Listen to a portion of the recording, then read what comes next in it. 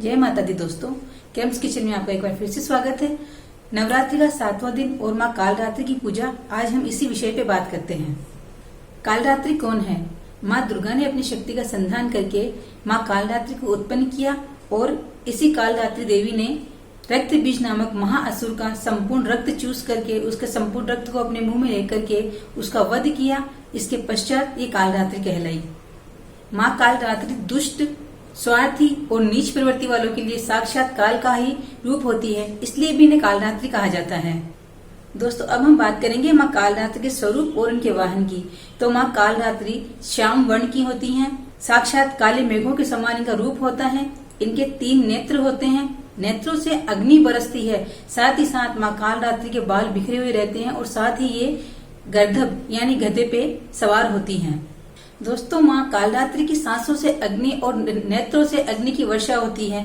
माना कि माँ कालरात्रि का रूप देखने में बहुत भयानक होता है, परंतु अगर हम सच्चे मन से भलाई के लिए इनकी पूजा करें तो निश्चय ही माँ हमें शुभ फल की प्राप्ति करवाती है। अब हम बात करते हैं माँ की पूजा, माँ के प्रिय रंग और इनके प्रिय भोग की।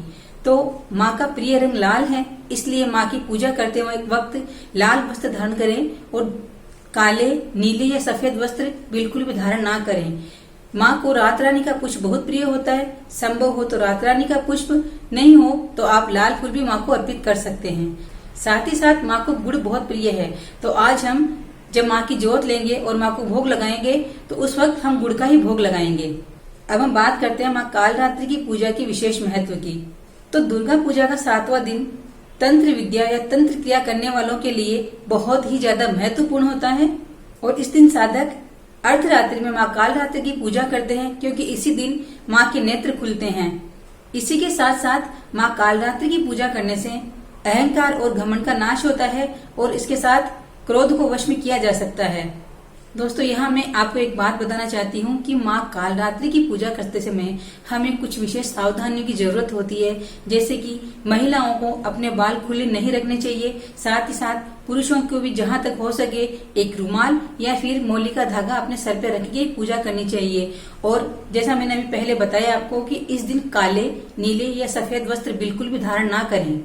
जिन लोगों को अकाल मृत्यु, शत्रु के भय या फिर भूत प्रेत आदि की बाधाओं ने घेरा हो, माँ कालरात्रि की पूजा करने से उन सब से छुटकारा मिल जाता है।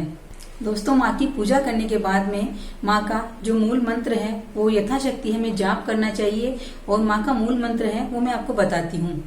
ओम ऐं ह्रीं क्लीं चामुंडाय विच्चे। ओम ऐं ह्रीं क्लीं चामुंडाय विच्चे। इस मंत्र का यथाशक्ति जाप करें। अंत में आरती और क्षमा प्रार्थना करें। क्षमा प्रार्थना के लिए आप मेरे नवरात्रा स्पेशल भाग 1 और 2 की लिंक डिस्क्रिप्शन बॉक्स में देख सकते हैं।